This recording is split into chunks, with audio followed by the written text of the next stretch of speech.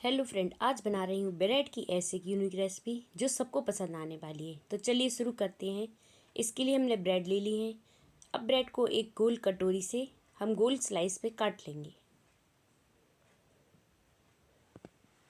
देखिए, इस तरह से ब्रेड के पीस कर लेंगे। अब एक पैन में तेल डालेंगे थोड़ा सा, उसमें बारीक कटा हुआ प्याज डालेंगे और उसे तेज़ फ्लेम पर भूनेंगे। प्याज हमारी भुन गई है। अब हम अपनी सब्जियां डालेंगे। शिमला मिर्ची, पत्ता गोभी बारीक कटा हुआ, इनको भी तेज़ आंच में भून लेंगे। सब्जियां थोड़ी भुन जाने पर टमाटर डालेंगे। टमाटर और सब्जियां हमारी भुन गई हैं। अब इसमें डालेंगे हम पिज़्ज़ा सॉस, टोमेटो केचप और चिली फ्लेक्स। इनको भी मिला करके अच्छे से भून लेंगे। लीजिए, हमारी फिलिंग तैयार हो गई है। अब इसमें डालेंगे हम नमक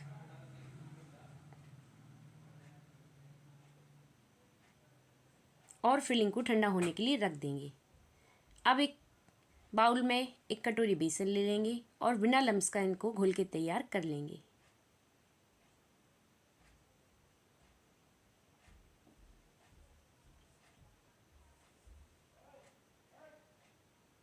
देखिए, बैटर हमारा तैयार हो गया। हम इसमें 1 चम्मच तेल डालेंगे,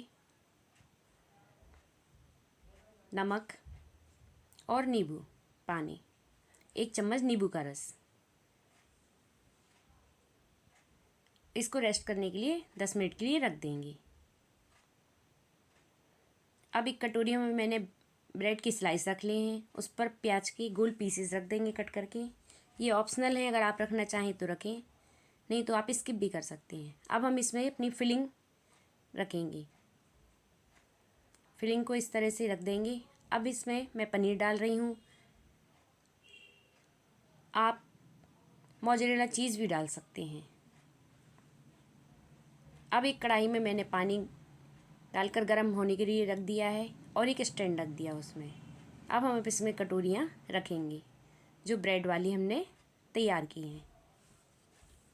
अब जो हमने बेसन तैयार करके रखा था उसमें डालेंगे आधी चम्मच शक्कर और आधे चम्मच इनो पाउडर और इसको अच्छे से मिक्स कर देंगे। ये अच्छे से मिक्स हो गया है।